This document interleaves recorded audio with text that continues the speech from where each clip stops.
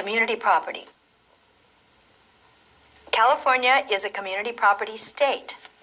All property acquired by a husband and wife during a valid marriage, except for certain separate property, is called community property. Community property excludes property acquired before marriage or during marriage by gift or inheritance. Any income, including wages from either spouse, is considered community property unless it is income derived from separate property. What I want to remind you is that in a community property state such as California, if either of the spouses intend to keep their income from separate property as separate property, it needs to be kept separate in a separate account and not commingled. Or guess what? It becomes community property.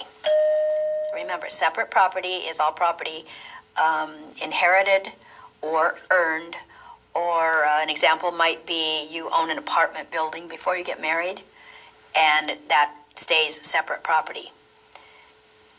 In order to keep it separate property, you must have to make sure that you don't support it with community property funds and keep all money separate. Definition of separate property.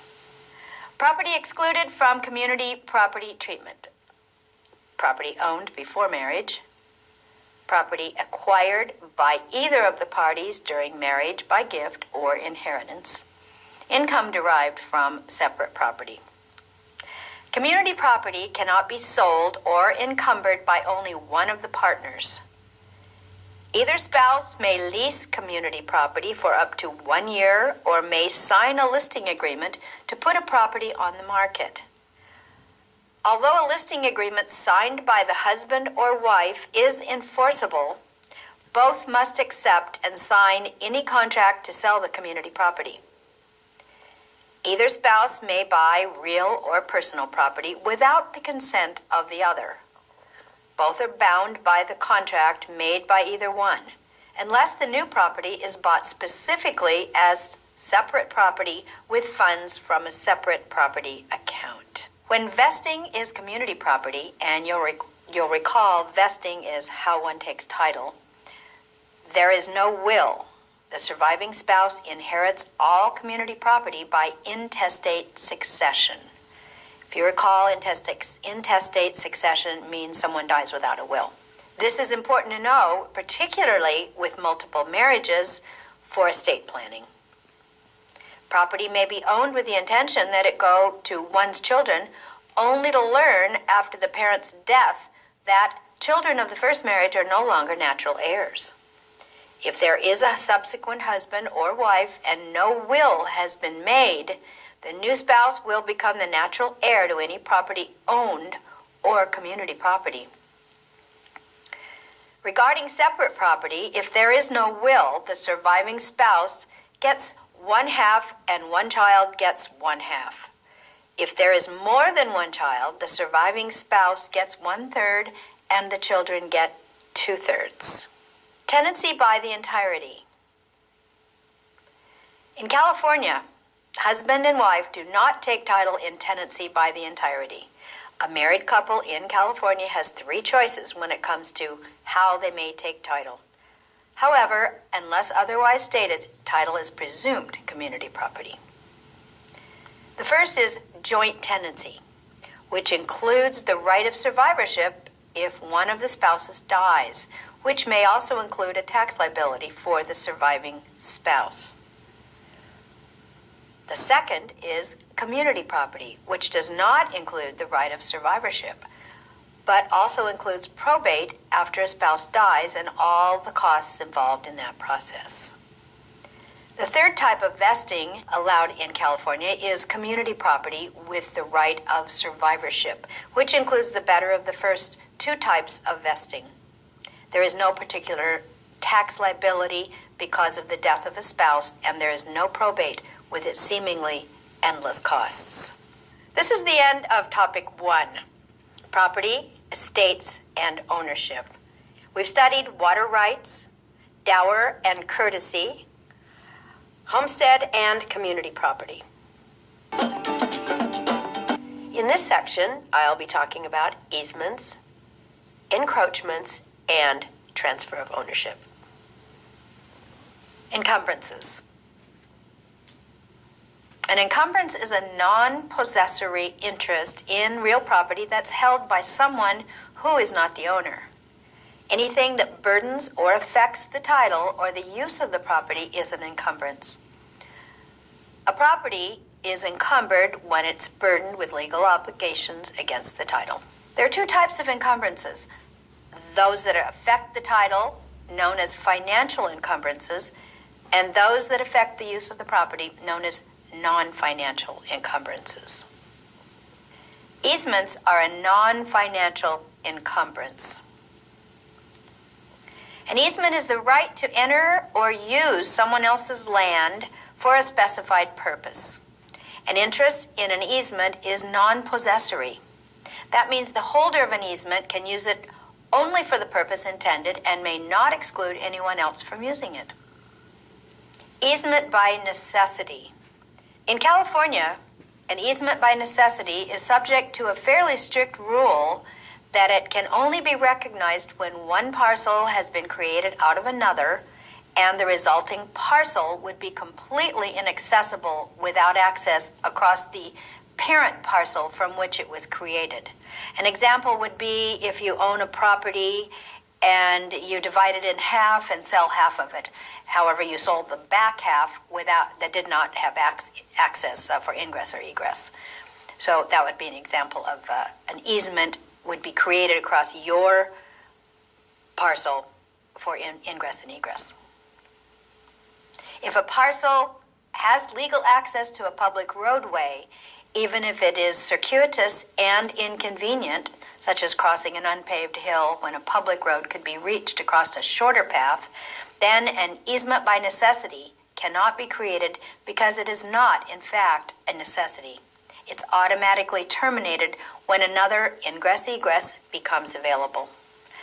By the way, just as you recall, ingress-egress, ingress going in, egress going out.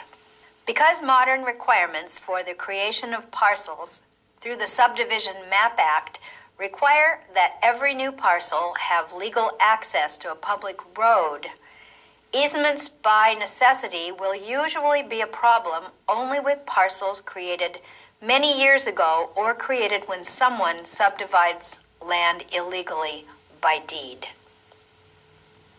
Easement by prescription. An easement by prescription allows someone to acquire an interest in a property, not actual ownership, after certain requirements are met. In California, an easement by prescription may be created by continuous and uninterrupted use by a single party for a period of 5 years. The use must be against the owner's wishes and be open and notorious. By notorious, I mean against the owner's wishes. There must be some reasonable claim to the use of the property, such as an old deed that was not recorded, your house is built on that land and you've used it forever. There must be some reasonable claim.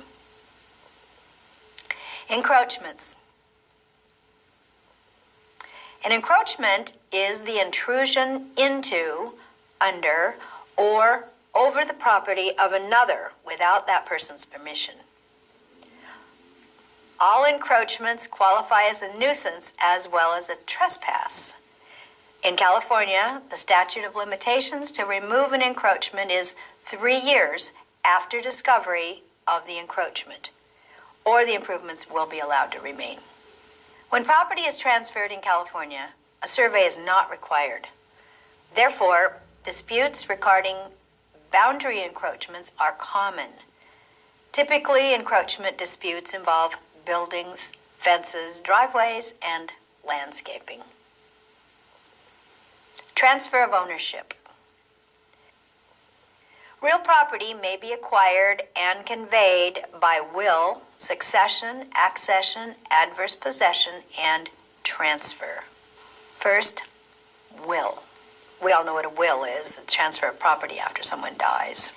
California recognizes 3 types of wills: witnessed wills, statutory form wills, and holographic wills.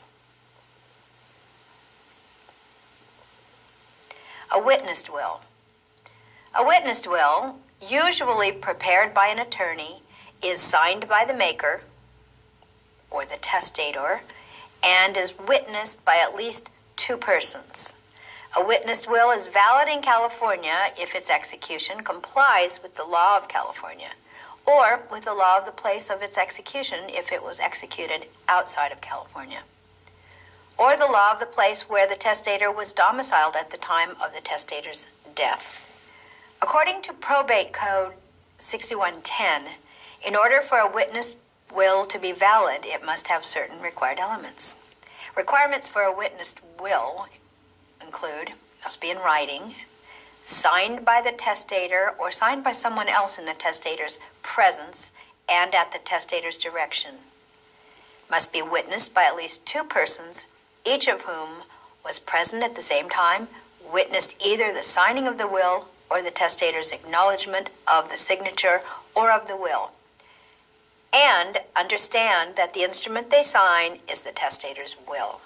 Section 6110 relaxed a number of provisions under the former law, including that the will be signed at the end, that the testator declare to the witnesses that the document is his or her will, and that the witnesses sign the will in the testator's presence. The witnesses also do not need to sign the will in each other's presence. The testator's signature on a will. Testator's signature on the will is sometimes referred to as the testator's authentication of the will. Section 6110 does not refer to making a signature by mark when the testator does not know how to read or write.